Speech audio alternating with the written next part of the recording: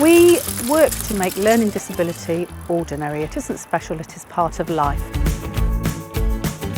Our members are here as any other member of staff would be, working in the canteen, working in the kitchen and just interacting with members of the public. And that's a really big thing for us. We want to be seen, we want to be visible, we want to be out in the community in all sorts of settings. The idea behind the smoothie bike initially was that if somebody wants a smoothie, they have to get on the bike and they have to ride it, but first they have to speak to somebody with a learning disability. And a lot of people will never have had that opportunity, so they will have maybe fears, they may have perceptions, they may have an idea of what a learning disability is. And by the same token, some of our members might not have the confidence to talk to people they don't know. But in order to get that person on the bike, they have to tell them what flavour the smoothie is, they have to tell them how long to pedal for, they have to tell them when the smoothie's ready, they have to pour it, they have to serve them. So both people are getting a benefit from interacting with each other, and that's really what we're about, just making learning disability ordinary.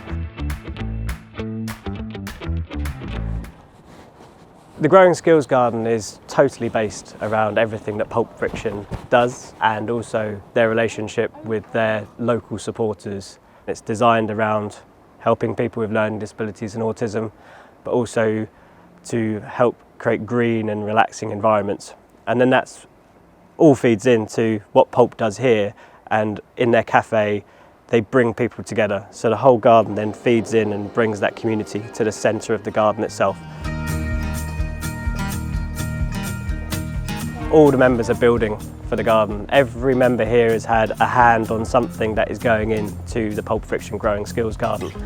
So from planting to building elements to creating tiles and things that we have in there.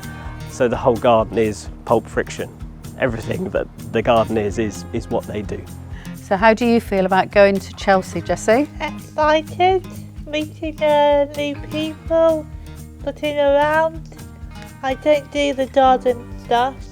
What stuff will you be doing? Talking to customers. Yeah, you'll be front of house, won't you, talking to people, meeting and greeting.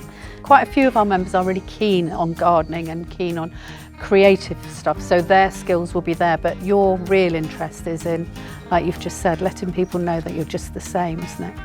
And that's the kind of environment we want to create in our garden. We want people to come, we want them to feel welcome, we want them to feel they can talk to us, they can learn from us, and we can learn from them, can't we? Yeah. We had a canteen at Bestwood Lodge headquarters, which was the fire service headquarters at the time, which wasn't being used, and the Nottinghamshire Fire and Rescue Service were incredibly supportive when we came with a suggestion to say Pulp Friction can use it as a charity to start to give young people with learning difficulties employable skills. So it started then, and it's just grown from that point really, from Jill and Jessie with a smoothie bike to getting their first premises to going through multiple different premises, and always with huge support from Nottinghamshire Fire and Rescue Service. I don't think you very often will see people like our members at Chelsea. So going back to just being ordinary, just being part of the scenery, for me that will be a really powerful thing.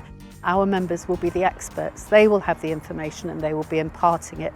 The other thing obviously is developing new skills. A lot of our members are getting the opportunity to work with other local organisations, other small gardeners who've come forward to support us. It really has brought a whole range of people together. This morning as I came in, two of our customers at the community cafe, which is from an area that's not affluent but has a really strong sense of community, just came up very quietly to the counter and said, "Oh, I hear you're doing something big," and put 5 £20 notes on the counter. Now that made us cry because it was a really powerful thing. People obviously believe in us, and I feel we probably owe things to them, people who won't come to Chelsea with us, but we owe them. That will give us the momentum to just sort of be amongst, I don't know how many millions of people. It will be really overwhelming for some of us, not just our members. But I think, you know, for me, it's a really powerful thing that we can be there.